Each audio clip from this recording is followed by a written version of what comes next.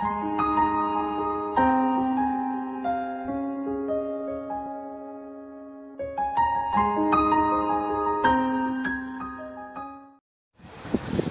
Viewers, welcome to my channel.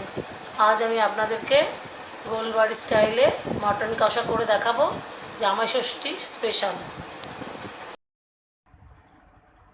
চলুন দেখে নিই গোলবাড়ি স্টাইলে মটন কষা কিভাবে তৈরি করতে হয়। আমার এখানে মটন আছে 1.5 কিলো। এখানে আমি মশলা নিয়েছি তেজপাতা, হাফ চামচ ধনে, হাফ চামচ জিরে, লবঙ্গ 5-6টা, দারচিনিটা একটু বেশি নিয়েছি কালারের জন্যে। এখানে কটা গোলমরিচ আছে, একটু শুকনো লঙ্কা নিয়েছি, জায়ফল আমি হাফটা নেব, এখানে জয়িত্রী আছে। এই সমস্ত মশলাটা আমি, আর এখানে স্টার ফুল আছে, স্টার অ্যানিস, আর এখানে এলাচ আছে 5টা। আমি এই সমস্ত মশলাটা ড্রাই রোস্ট করব। এখানে গোলমরিচ আছে হাফ চামচ। এখানে আমি পেঁয়াজ বেরেস্তা করে এটা বেটে রেখেছি। আমি এখানে পেঁপে বাটা আছে আমার 3-4 চামচের মতো। এখান থেকে আমি 2 চামচ নিয়ে মাংসটা মেখে রাখবো নরম হওয়ার জন্য। পেঁপে বাটাটা ভীষণ জরুরি, এটা খোসা শুদ্ধ বাটলে আরও বেশি ভালো হতো। আমি অল্প খোসা রেখেছি আর বাকিটা খোসা ফেলে দিয়েছি। খোসা শুদ্ধ নিলে বেশি ভালো হতো।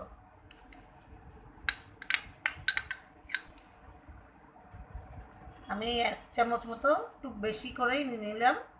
একটু রসুন বাটা দিচ্ছি আর আদা বাটা দিচ্ছি 1 চামচ মতো। দিয়ে আমি মাংসটা মেখে 7-8 ঘন্টা রেখে দেবো। এটা ওভারনাইট করলে খুব ভালো হয়। আর টক দই দেবো আমি 2 চামচ মতো।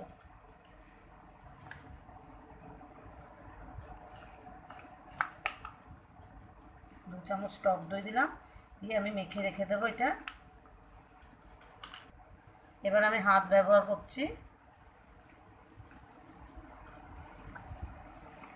এটা যত বেশিক্ষণ মেখে রাখা যাবে মাংসটা তত নরম হবে।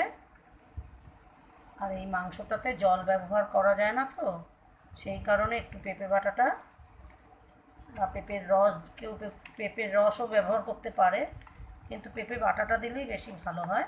গ্রেভির টেক্সচারটা খুব সুন্দর হয়। আমার 8 ঘন্টা হয়ে গেছে।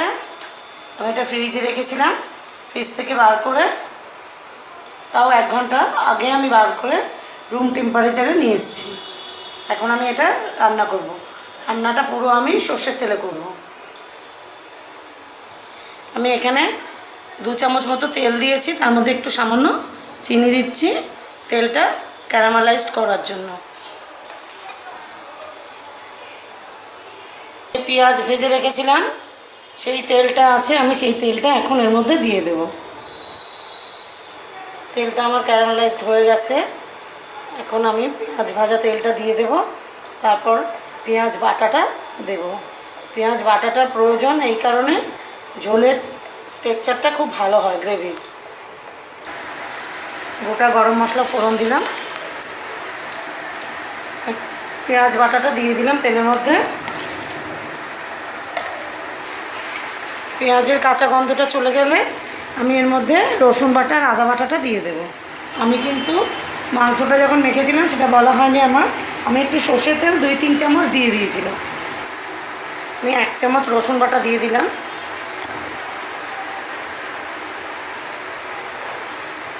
1 চামচ আদা বাটা দিয়ে দিলাম।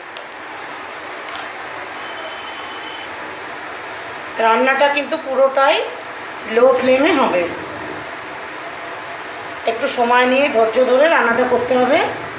এটা গ্যাস বাড়ানো যাবে না আর জল দেওয়া যাবে না। কিন্তু এটা কিছুই হয়নি, আরও অনেকটা কষবে। কাঁচা গন্ধ খানিকটা গেছে। এখন আমি এই অবস্থাতে লঙ্কার গুঁড়ো আর হলুদটা দিয়ে দেব।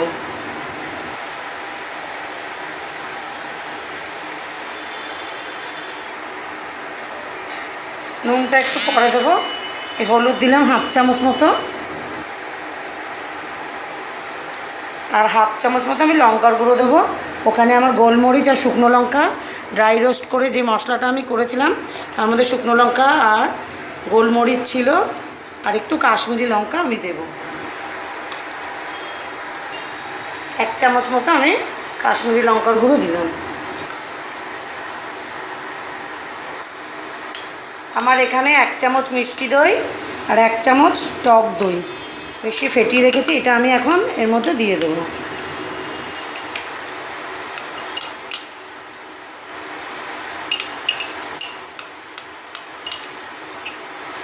কোনো জল দেব না, যদি মনে হয় পুড়ে পুড়ে যাচ্ছে তাহলে একটু সামান্য জলের ছিটে দিলেও দিতে পারেন, কিন্তু না প্রয়োজন হলে একদম জল ব্যবহার না করাই ভালো। আমি নুনটা দিয়ে দিলাম, এই 1.5 চামচ মতন নুন দিলাম, প্রয়োজন হলে দেখে আর একটু দেব।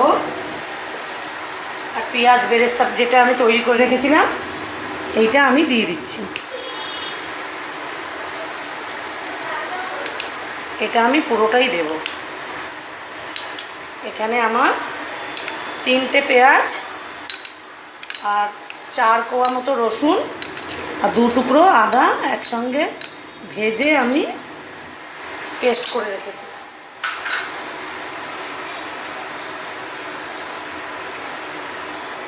এটা আমি মিক্সড করে মাংসটা দিয়ে দেব, দিয়ে মাংসের সাথে এটা মিশিয়ে নিয়ে ঢাকা দিয়ে দেব।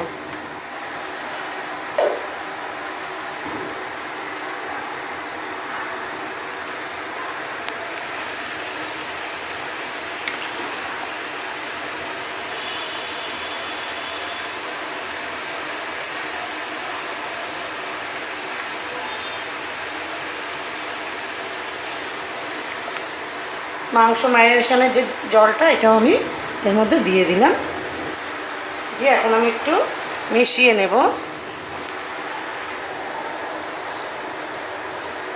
মাংস নিজের জলেই রান্না হবে, এই ঢাকা দিয়ে দিলে নিজের থেকেই জল বেরোবে। দেখুন কালারটা কত চেঞ্জ হয়ে গেছে। আমি মাঝে দুবার এসে একটু নেড়ে দিয়েছিলাম। এখন আমি এর মধ্যে একটু চায়ের লিকার দেব।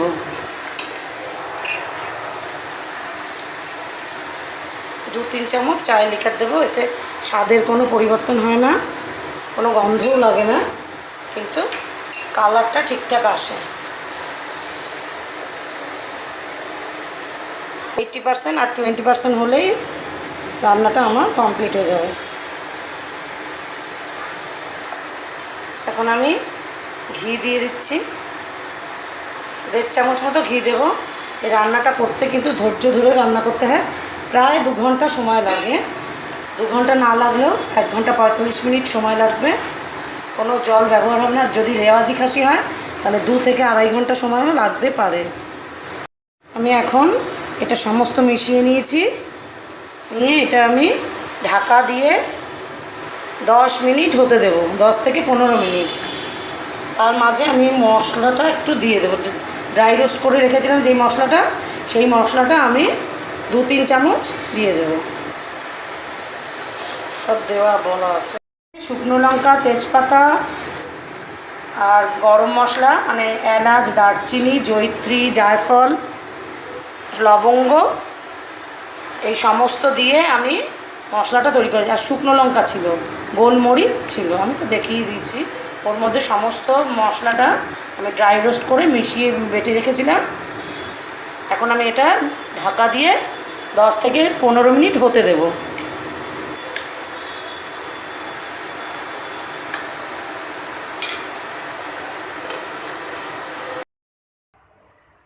15 মিনিট পরে ফিরে এলাম। মাংস নিজের থেকে কত জল বেরিয়েছে দেখুন।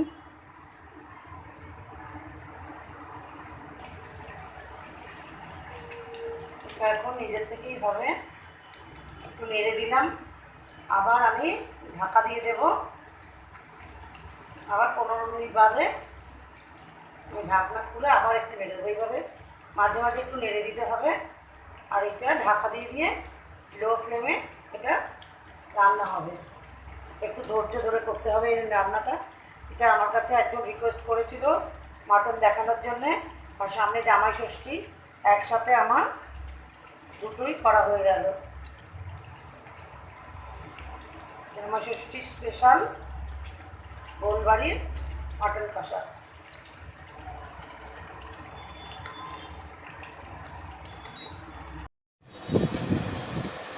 আমার রান্নাটা কমপ্লিট হয়ে গেছে, আমি এখন প্লেটিং করব।